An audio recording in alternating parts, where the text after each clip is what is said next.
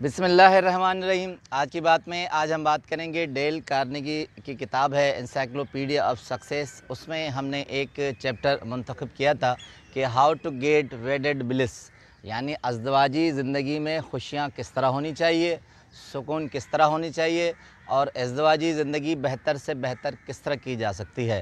तो इसमें 2 सेशन हम कर चुके हैं। कहते हैं कि 14 तरीके ऐसे हैं जिससे ज़िंदगी अगर खुशगवार है तो मज़ीद बेहतर होगी, अगर नहीं है तो बेहतर हो जाएगी। उसमें 2 सेशन में 2-2 4 हम कर चुके हैं, 2 आज पॉइंट डिस्कस करेंगे।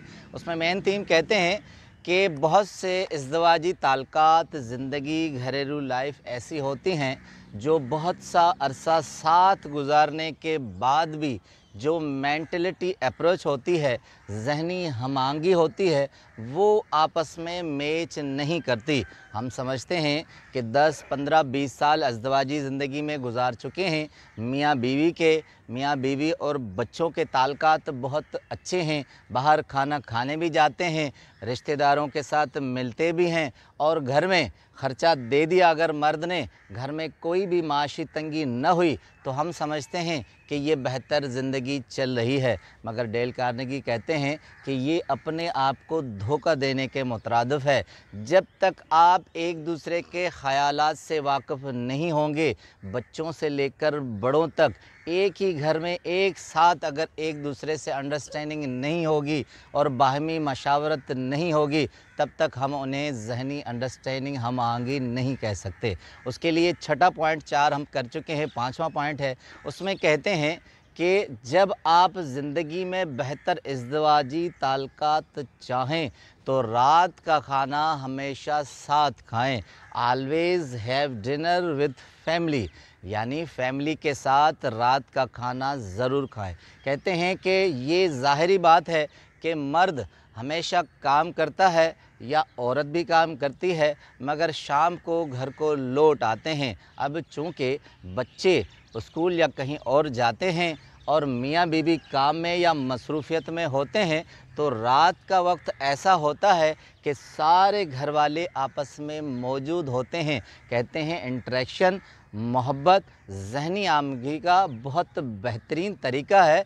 कहते हैं बज़ाहिर तो सादा सा मशवरा लगता है, मगर जब सारी फैमिली, सारे घर वाले एक ही टेबल पर, एक ही दस्तरखां पर बैठते हैं तो एक दूसरे के ख़यालात से हम-आहंग होते हैं और छोटी छोटी परेशानियाँ, छोटे छोटे मसाइल खाना खाते वक्त आपस में डिस्कस करते हैं। तो कहते हैं ये एक बेहतरीन फार्मूला है। इसी के साथ एक और टिप देते हैं, कहते हैं अपने बच्चों को ये तरगीब दें कि वो दोस्तों को दावत पर बुलाएं, खाने पर बुलाएं।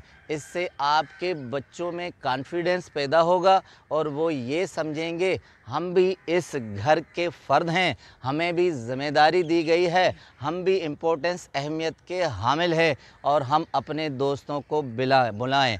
कहते हैं डेल कार्नेगी, जब आपके बच्चों के दोस्त घर पर आएंगे, खाना खाएंगे तो उनके अंदर कॉन्फिडेंस पैदा होगा और आपको भी एक दिली मुसरत होगी कि आप अपने बच्चों के साथ इंटरेक्ट हो गए हैं। अब आते हैं छठे नतीजे या फार्मूले पर। तो कहते हैं छठा, अपने घर वालों के साथ, फैमिली के साथ मिलकर मंसूबे बनाएं। कहते हैं होता यही है कि हम खुद ही अपनी प्लानिंग्स करते हैं, बड़े करते हैं, मियाँ बीवी करते हैं, बच्चों को मालूम नहीं होता। घर में दादा दादी, नाना नानी भी होते हैं, मगर उन्हें भी नहीं मालूम होता।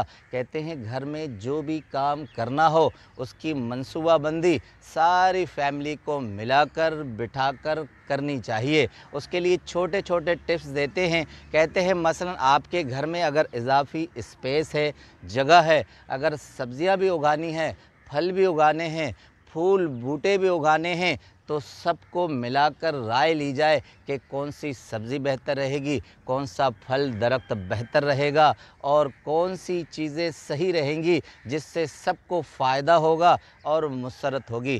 कहते हैं आप यकीन जानिए, जब इन छोटे छोटे मामलात में सारी फैमिली इन्वॉल्व होगी तो ये सारी खुशियाँ एक दूसरे के साथ एक्सचेंज होती रहेंगी।